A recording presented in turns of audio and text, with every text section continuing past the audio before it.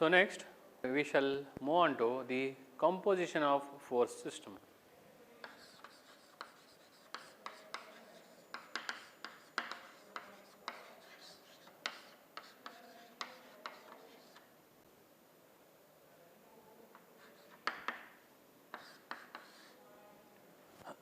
What do you mean by the composition of forces? As you are aware about the meaning of the resultant of forces, that helps you out to understand the composition of forces also. So, what do you mean by composition of forces? It is the method of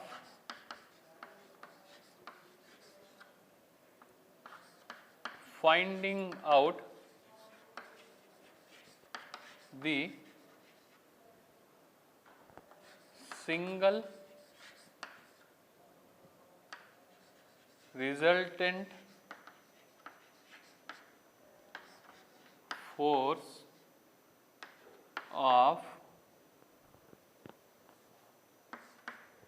a number of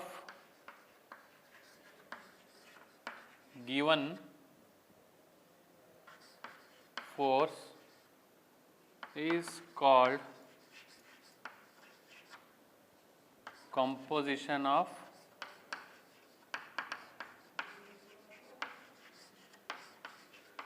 forces.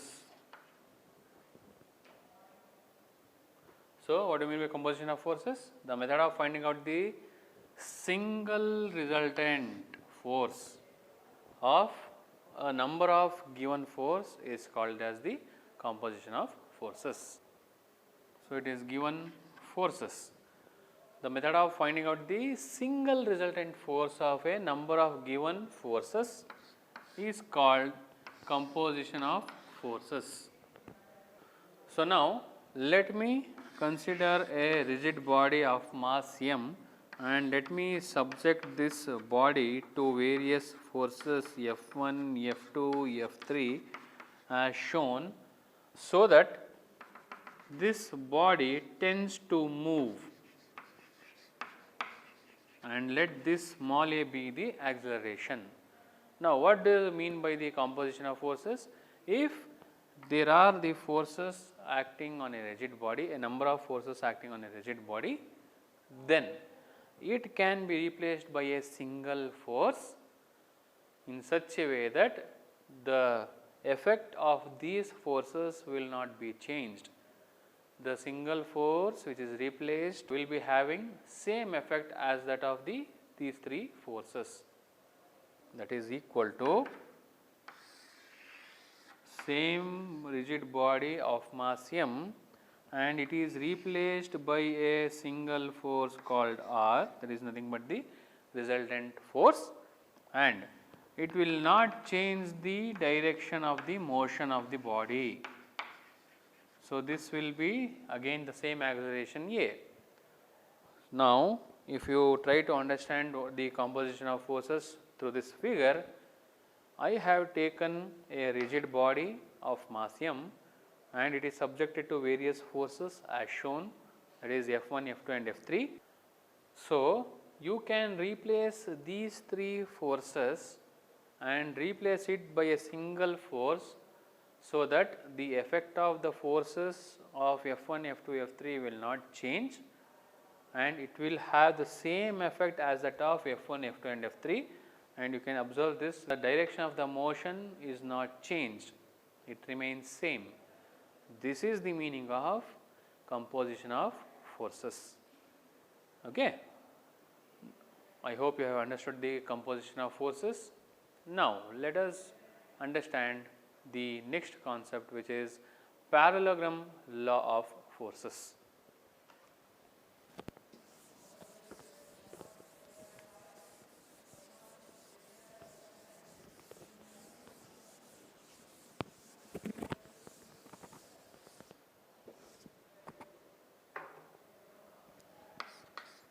Parallelogram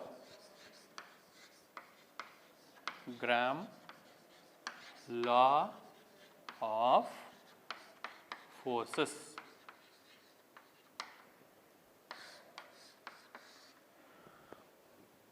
you might have an idea about the parallelogram. If I take a parallelogram which is defined by a system of forces, how can I define the parallelogram law of forces? So, let me take a body and there are two forces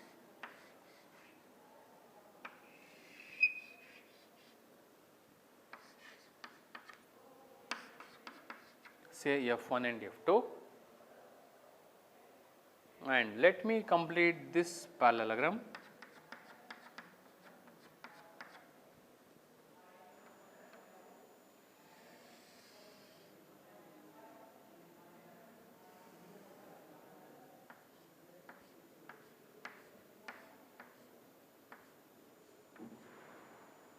Now, this completes a parallelogram. Using this parallelogram, I can define the law of forces. So, what I have done is, I have taken two adjacent sides of a parallelogram and those sides are nothing but the having force F1 and F2.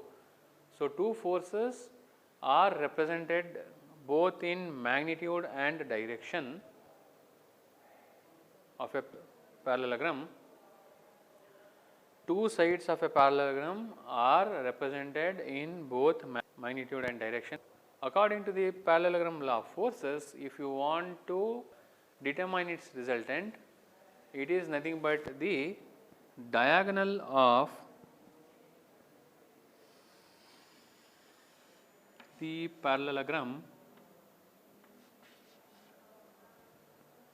It is nothing but the diagonal of the parallelogram represented both in magnitude and direction. So, it starts from the same point wherein the forces F1 and F2 are acting. So, from this point you have F1 and F2 which are the adjacent sides of a parallelogram.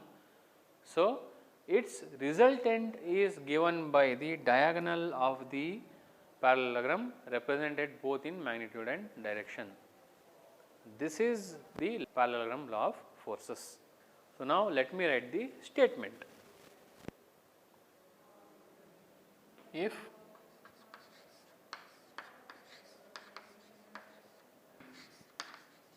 two forces acting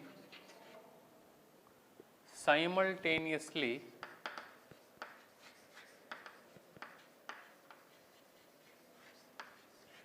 on a body at a point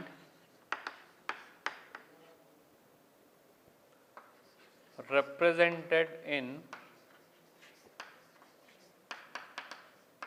magnitude and direction by two adjacent sides of a parallelogram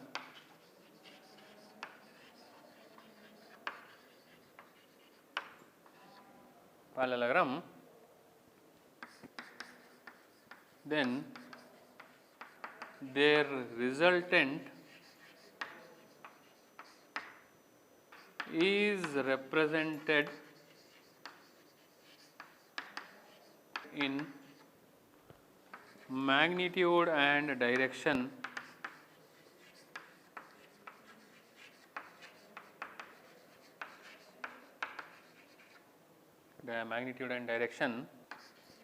by the diagonal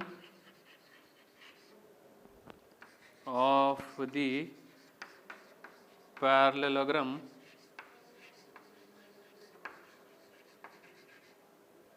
which passes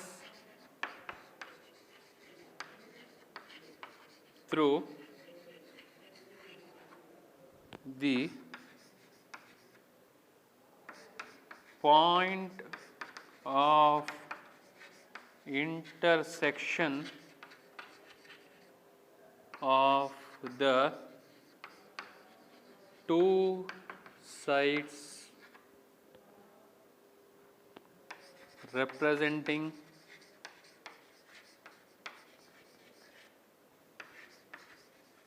the forces. So, this is the parallelogram law of forces. If the two forces acting simultaneously on a body, so if two forces F1 and F2 in this diagram simultaneously on a body, acting on a body at a point represented in magnitude and direction by two adjacent sides of a parallelogram. If the two forces are represented both in magnitude and direction by the two adjacent sides of a parallelogram as shown in the figure, then their resultant is represented in magnitude and direction by the diagonal. So, this is the diagonal of the parallelogram which passes through the point of intersection,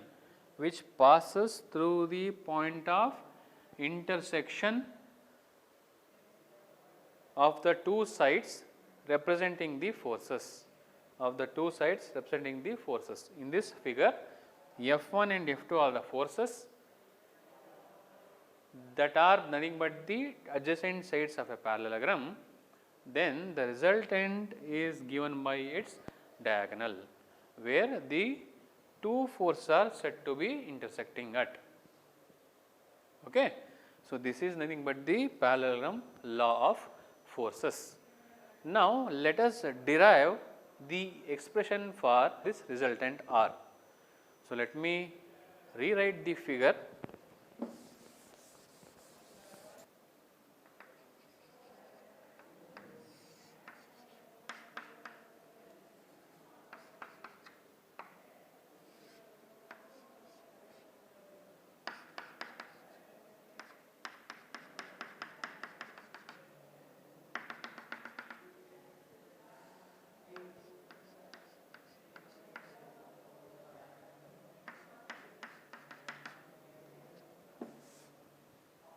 Now, if we consider a parallelogram representing by the forces F1 and F2, the adjacent sides of the parallelogram are represented as F1 and F2 in this figure, then according to the law, the resultant of these two forces is obtained by its diagonal.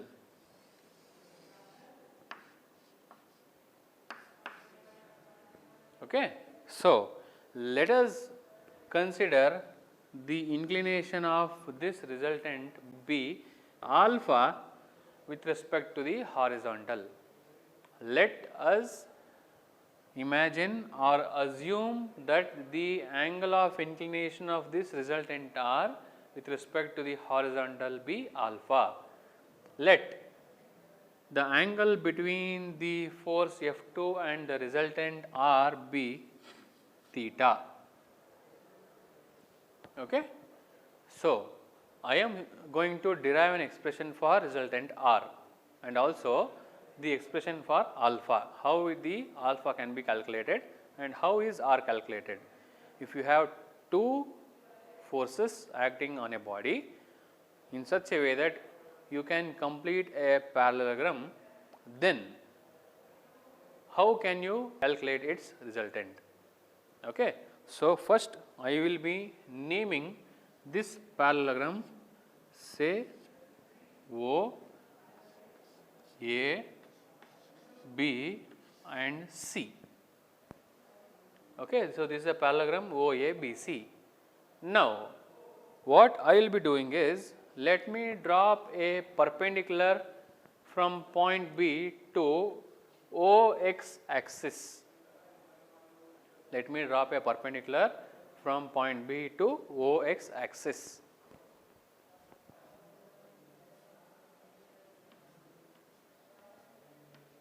and this new point be D. So, this is a perpendicular, meaning it is a right angle. Now, from the figure, if this is theta, theta is the angle made in between the forces. The angle theta is the angle between the force F1 and F2. Angle between the forces F1 and F2 is theta, and the angle between the resultant R to the horizontal or force F1 is alpha. So, the resultant R is making an angle of alpha with respect to horizontal, whereas the angle between the force F1 and F2 is theta. So, from this figure I can write this also is equal to theta. Since it is a parallelogram, it should be having the same angle. Now, if I consider the triangle OBD, I can derive the expression for R. So, before that, let us write, consider the two forces F1 and F2 acting on a particle O as shown in figure.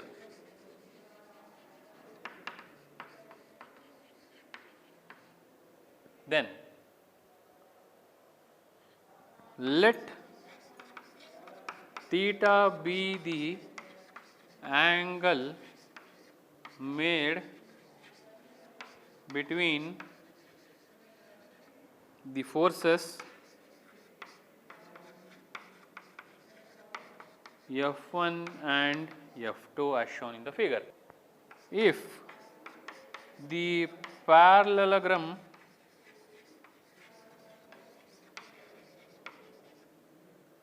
OABD is constructed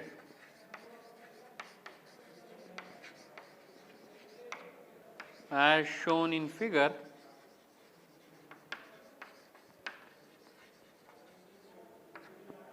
with OC representing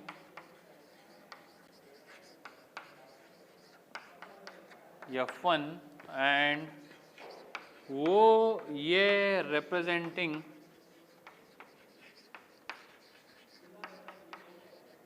F2.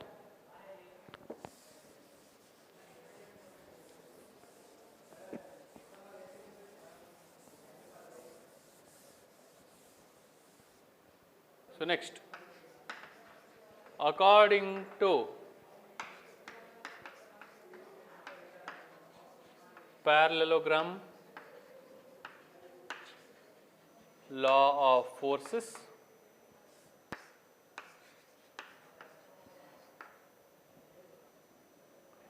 OB represents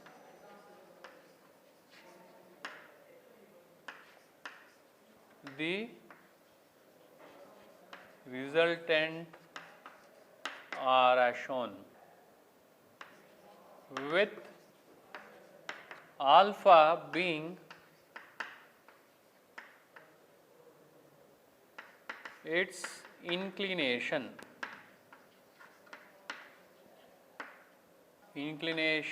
of resultant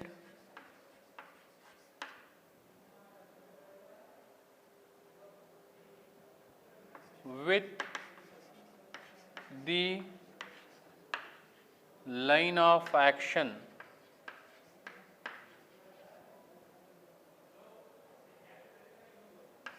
of the force.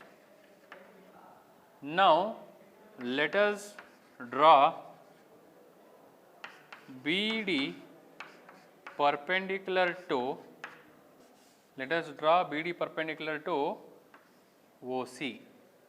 So, draw BD perpendicular to OC. We can see BD is perpendicular to OC.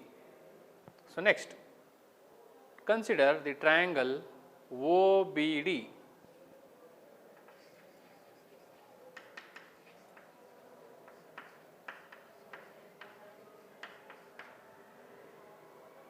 So, OBD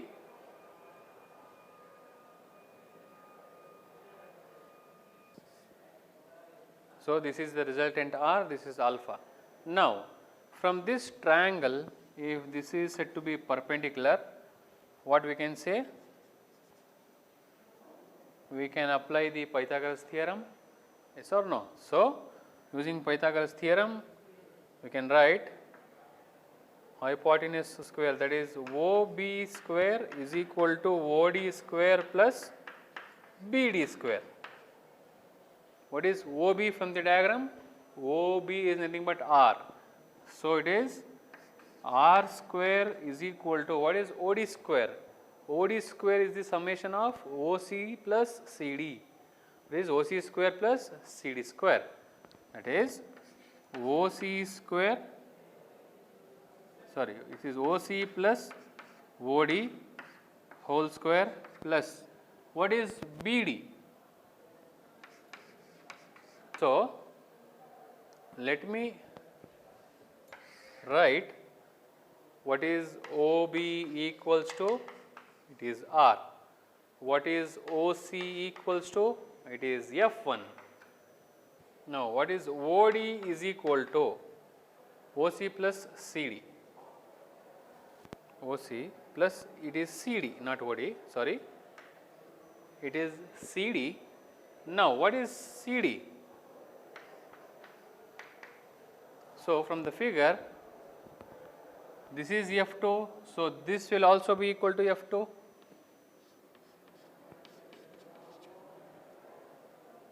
So, from the previous session, we know that if this is the force which is inclined at an angle of theta with respect to horizontal, its horizontal component is nothing but F2 cos theta and the vertical component will be F2 sin theta.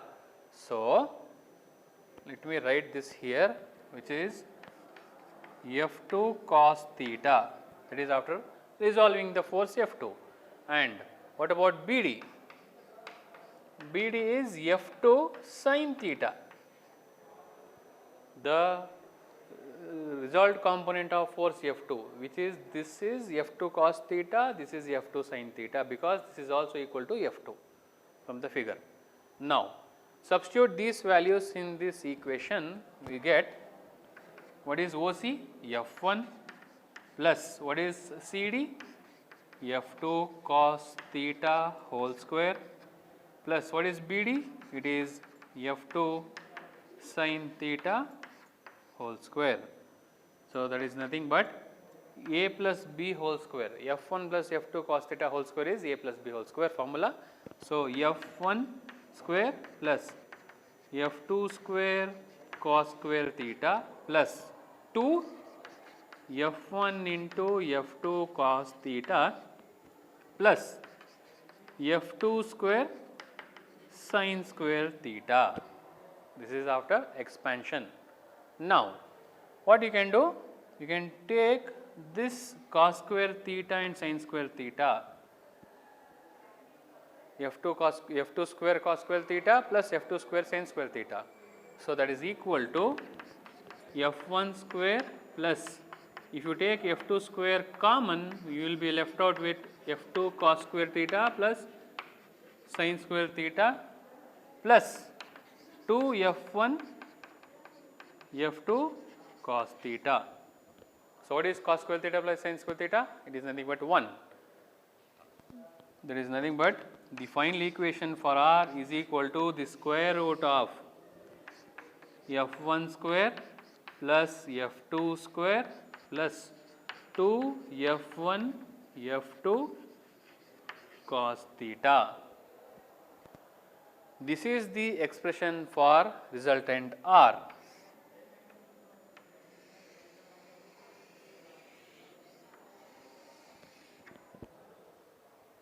Okay. So, this is the value of R. This session, let me take up some numericals so that you will understand the resolution of forces neatly. So, how do you resolve the given force system and also try to find the resultant of the force system given. Okay. So, before moving on to that, let me write some important points.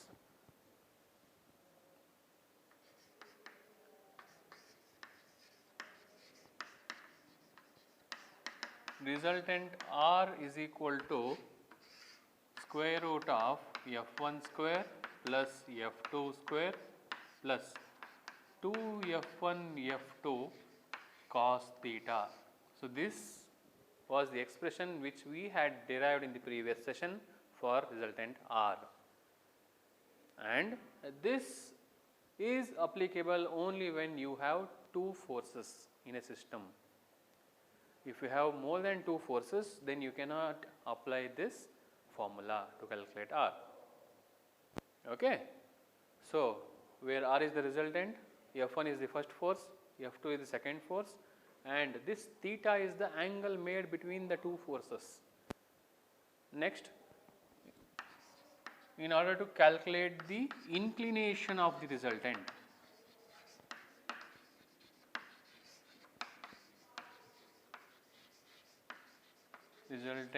R with respect to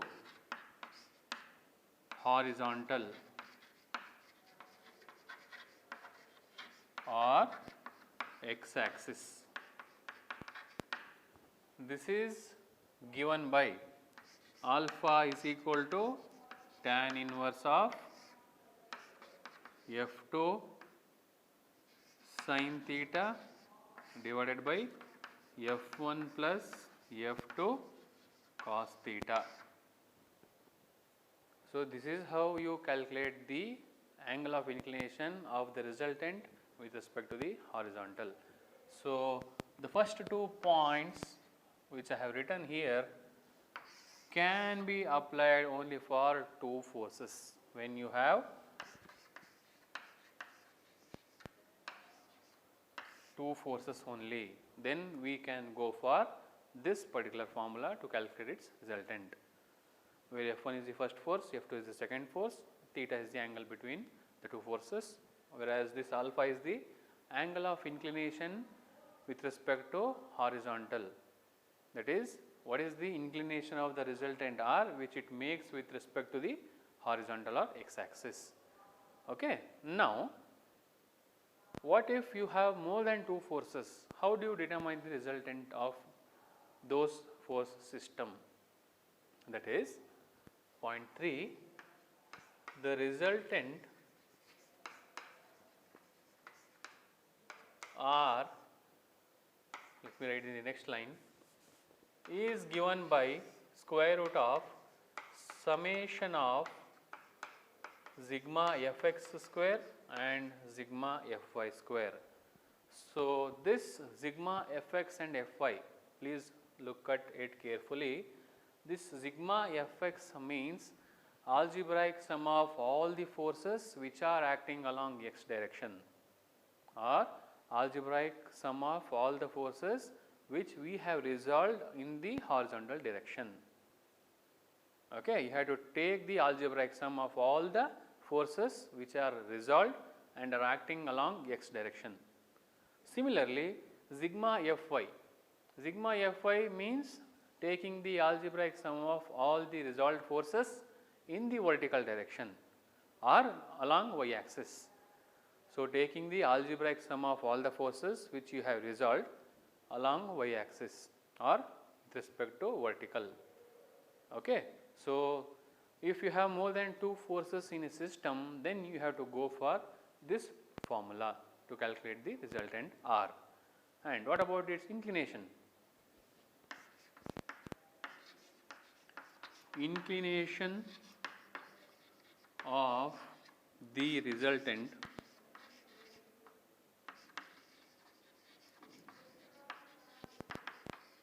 R with respect to horizontal or x axis, alpha is given by tan inverse of summation sigma fy by summation sigma fx. Alpha is equal to tan inverse of sigma fy by sigma fx, where sigma fy is again the algebraic sum of all the resolved forces acting along y direction, and sigma fx is the algebraic sum of all the resolved forces acting along y direction. So, let me write where sigma fx is algebraic sum of all the forces along x direction or horizontal direction or along x axis, and sigma fy is the algebraic sum of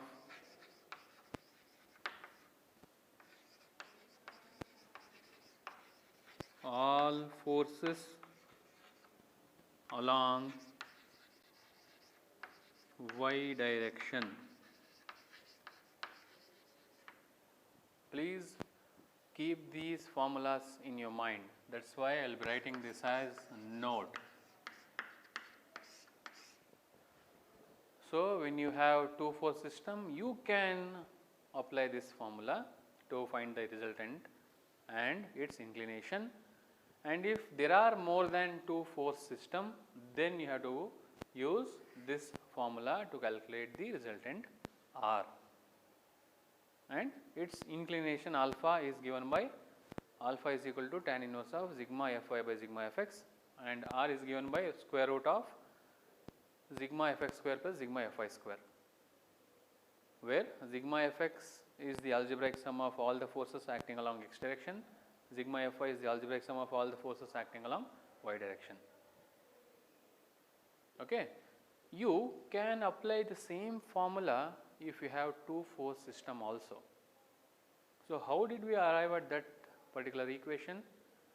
So, just try to imagine you have two force system acting and you have resolved those forces into two components, and that makes a right angle triangle. Then you are going to find out its horizontal component and vertical component by resolution of forces. So, if you are familiar with these formulas, then we shall proceed with the numericals. I hope it is clear.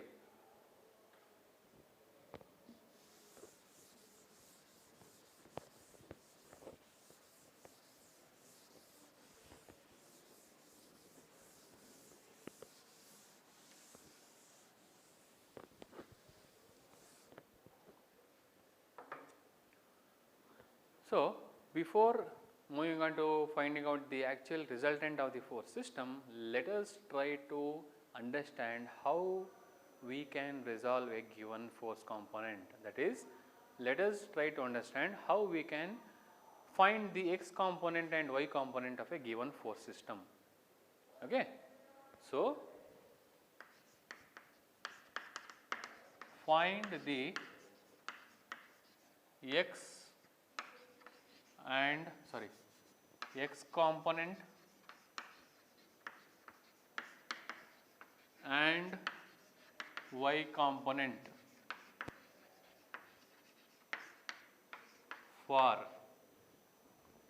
number 1.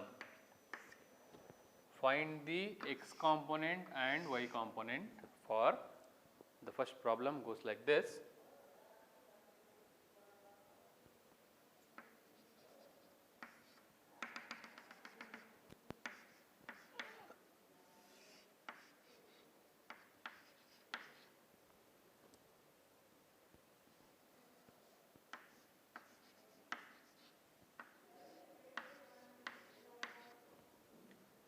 So, this is the problem given whose x and y components needs to be calculated or found out.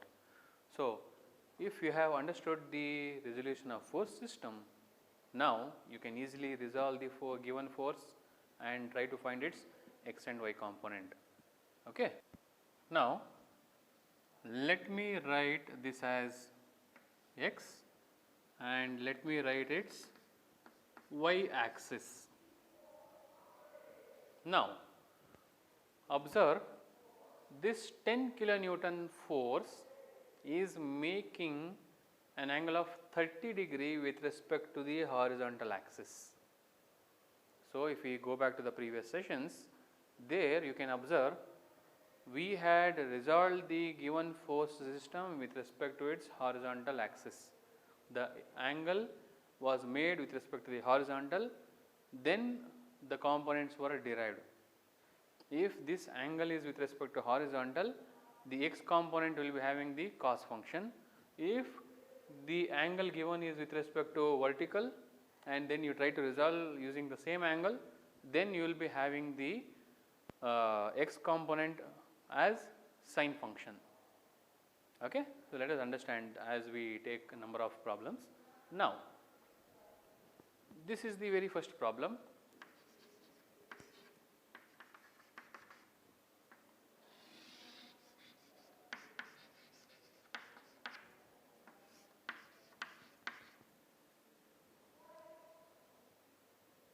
Now, let me write the axis as x axis,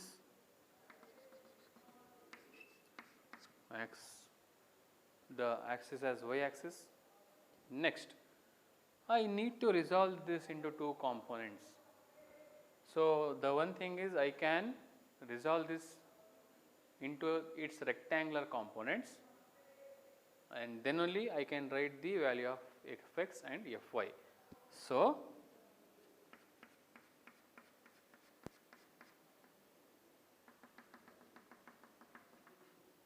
now observe, this looks like a rectangle. Okay. So, the x component for this particular force when it is inclined at a 30 degree angle with respect to horizontal can be resolved into two components, that is one along x direction which is called as fx and one along vertical direction which is called as fy. Okay. So, here you need to calculate the value of fx and fy. So, how can we do that? If you go back to the previous sessions, we can easily write fx is equal to 10 cos 30 and fy is equal to 10 sin 30. This we had already derived, and also the sign conventions. Since it is in the first quadrant, I have written the corresponding arrowheads. So, in first quadrant both x and y are positive, and hence you need to write fx is equal to and fy is equal to with a positive sign. Now, let me try to resolve this. So, fx is equal to f cos theta. This was the expression which we had derived. Now,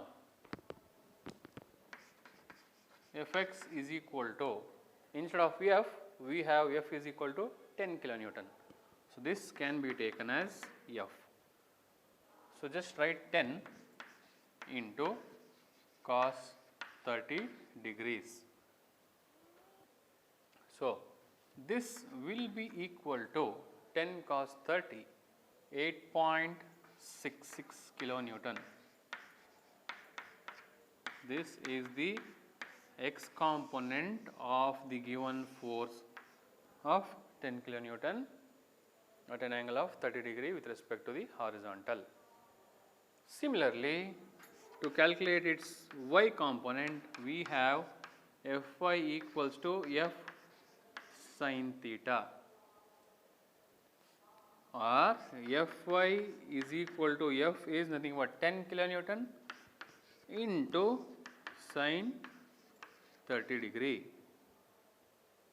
So, after calculating we get fy is equal to 5 kilonewton. So, these are your x and y components of a given force system. So, let me write the x component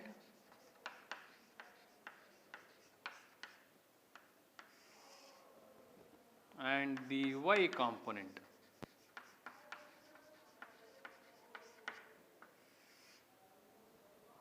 So, this is how you determine the x and y component of a given force. So, let me repeat again. You have a force of 10 kilonewton inclined at an angle of 30 degree with respect to the horizontal. Then in the second step, try to write the axis x and y, and then resolve this into two rectangular components or two components which are perpendicular to each other. Then the resolved force will be equal to, if it is resolved along x direction, if it is resolved along x direction, it will be equal to Fx is equal to F cos theta. If it is resolved along y direction, it is F sin theta. Depending on the sign conventions, whether it is in the first quadrant, second quadrant, third quadrant or fourth quadrant, choose appropriate signs and also choose appropriate arrows, all the directions. So, it all depends on what quadrant the force is acting on. Okay? So, please be careful and write the units, kilonewton and kilonewton. The unit remains same, you cannot change the unit. So, whatever unit will be specified, use the same unit. I hope you have understood this. Next, let me move on to the next problem. Find the x and y component of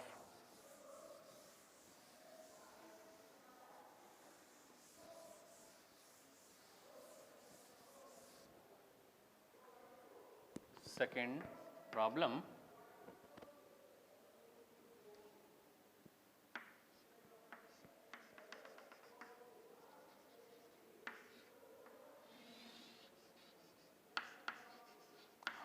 Newton and it is inclined at an angle of 30 degrees with respect to the vertical axis.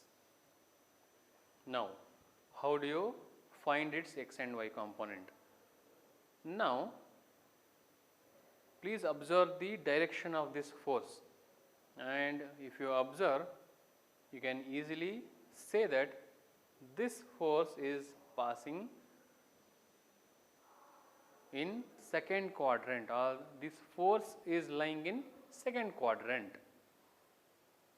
So, if that is the case, how can you resolve this and find the x and y components? So, let me write it again.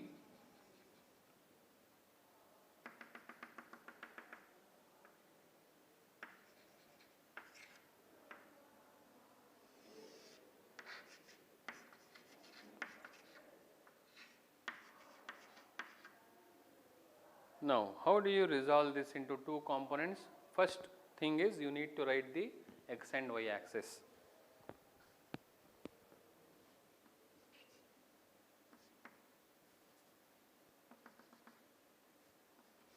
So, this will be y.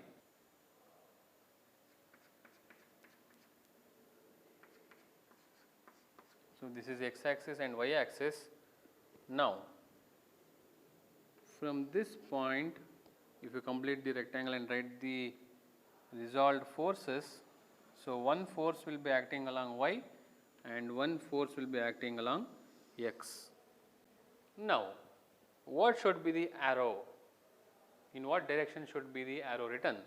It depends on this particular arrow. In which quadrant it is lying in? It is in the second quadrant. Based on this, the sign convention should be chosen appropriately and the forces needs to be resolved. You cannot write the arrowhead like this because it is in the second quadrant. You have to write it as shown. This will be Fx and this is acting upwards, Fy. The directions which I have written for Fx and Fy depends on the sign convention which we had already written. Okay, if x is written or measured towards left, it is negative, and y is measured upwards, it is positive. How do you come to know the x should be measured towards left? It all depends on the arrowhead of this force. Since this is lying in the second quadrant, this should be resolved in this way itself. You should not write the opposite direction. Okay.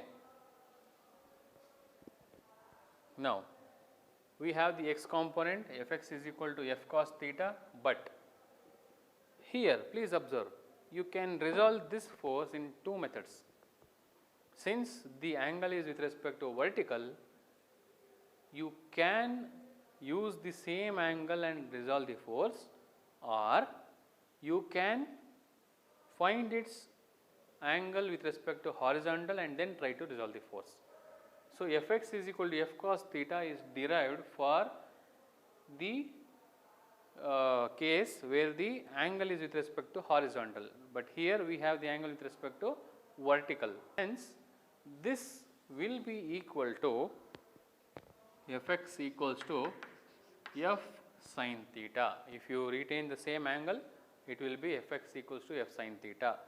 That is, Fx equals to, what is f? Here f is equal to 100 sin 30 degrees. So, Fx equals to 50 Newton. This is the x component. Now, let me write its y component.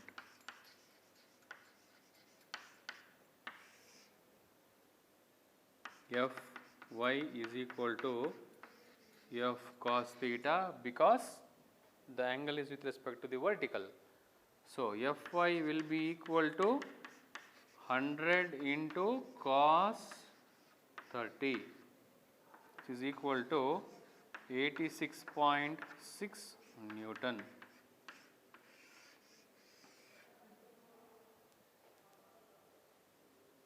Okay. Now, what if I change this angle to 60 degree with respect to horizontal? Instead of considering the angle with respect to vertical, let me consider the angle with respect to horizontal and then try to find its x and y component. So, let me write R. So, this is the force given 100 Newton and this is given as 30 degrees. What you can do, you can write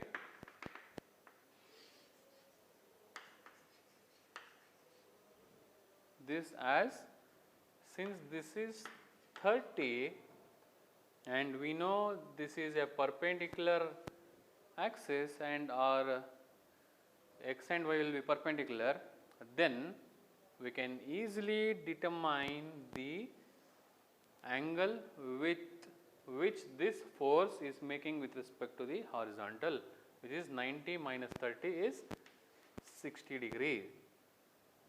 Now, you can easily resolve the force. So, how can you resolve this? So, this can be resolved like this, but I am resolving this force with respect to its horizontal axis. So, I am going to consider this as the inclination now. So, please be careful when you try to resolve. We can write this as Fx and this as Fy. Okay. Now, here the same Fx is given by f cos theta, that is 100 cos 60, 100 cos 60, that is equal to, what is cos 60? It is 0.5 or half. So, we get Fx equals to 50 Newton and its y component is given by f sin theta, or Fy is equal to 100 sin 60, which is equal to 86.6 Newton. Now, I have considered theta is equal to 60 degree here. Here the theta is 30 degrees and correspondingly the resolution of forces have been done. Okay. So, here Fx is equal to f sin theta.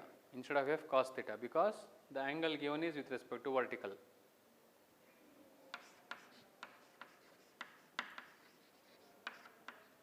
So, here the theta angle is 60 degree with respect to its horizontal.